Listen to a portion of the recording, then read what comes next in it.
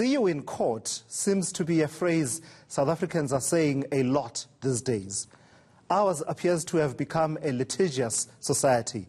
From the enthralling court battles over constitutional matters like former President Jacob Zuma's refusal to appear before the state capture inquiry, to David versus Goliath-styled battles like Nkosana Makate's litigation against cellphone giant Vodacom over the "please call me" concept.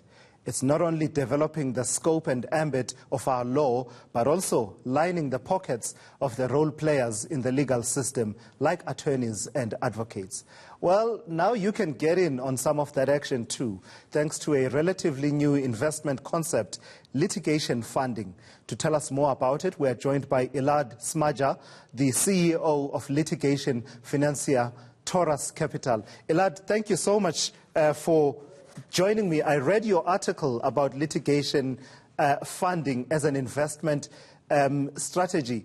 It makes sense, doesn't it? I mean, if people are making money out of our litigious society, we should be able to get in on it too. And you are saying now we can.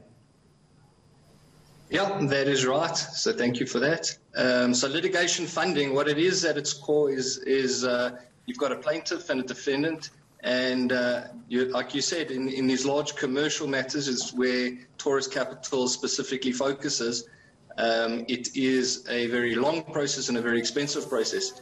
And in order to pursue litigation and to reach justice, it requires deep pockets. And often plaintiffs are just not financially in the position to be able to do it. And even where they are, it often just doesn't make sense and is not part of their core business, for example. And so what litigation funding is a line of financing to a plaintiff in order to pursue the litigation and to pay for all the expensive legal costs along the way. And in return for that, the way that litigation is structured, litigation funding is structured, is rather than an interest rate or something to that regard, the return to the investor would be a percentage of the claim should it be meritorious. And I suppose the flip side of that is if the matter turns out to not be meritorious, then those funds are not, there's no recourse on those funds for the borrower. How developed is this market in South Africa? I saw you were citing figures globally, that it's hard to give exact figures, but you were estimating the value of this kind of investment anywhere between $50 billion and $100 billion and growing at 40% annually. But what's the picture locally? Yeah, so like you said, globally it's a massive market. There are businesses listed in the US and in the UK that do this on a full-time basis. South Africa, it is relatively new, and Taurus Capital, our company, is trying to pioneer and really to develop out this market in the South African context with all of that nuance. And I mean, an example would be the company Sterling Rand, which was involved in the funding of the battle between Nkosana Makate at some point, and Nkosana Makate and Vodacom.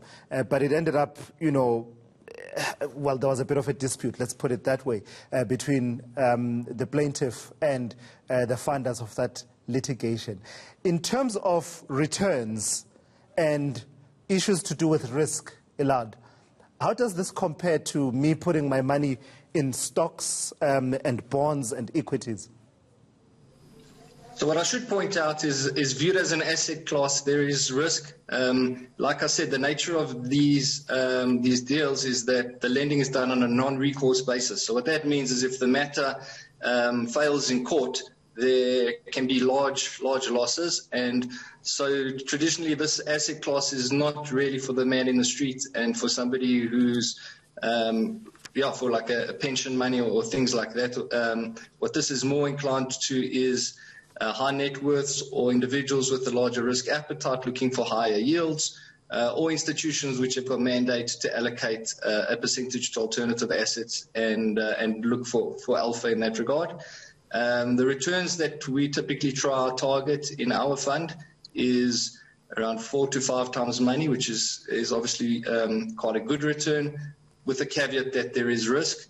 What we've tried to do to mitigate risk in that regard is to pool a number of these matters together. So what we actually did in COVID was raise a 80 million rand fund, and with that we're looking to invest in, call it 10 different matters, uncorrelated matters, and so if 2 or 3 or even 4 or 5 of those matters turn out to be poor investments, the returns on the ones which are meritorious would largely compensate for the losses, and as a portfolio on an aggregate basis should return quite a good profile for investors.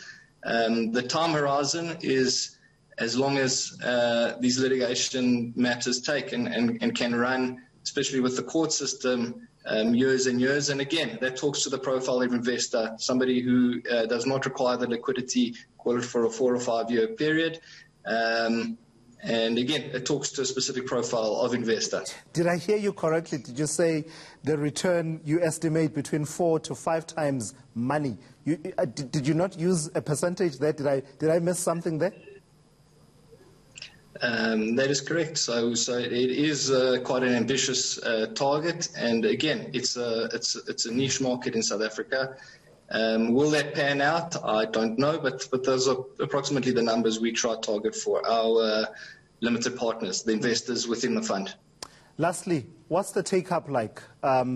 I imagine that, with all the court cases and the examples that I cited, have you been involved in any cases that, we can identify, and do you have, investors that have taken it up enthusiastically? So I can talk from both sides. So from the cases, like I said, these matters, we're completely at risk if they are not meritorious, and so we do a lot of due diligence up front to ascertain the merits of the cases, and we will spend often hundreds of thousands or even millions of rands in order to convince ourselves that the case is meritorious and good. And in that process, quite a number of cases don't make it through that filter, and so there's quite a lot of work that's done up front. In terms of the investors, there's been quite a lot of appetite. We've been trying to build the business on a more sustainable, slower trajectory, and make sure that we've got track record and that what we're doing is good and proper, and we would rather take on fewer cases but pursue them right, and reputation is obviously important to us, and we're in this for the long game because litigation ultimately is a long game, and we want to build a brand and a credible brand over time.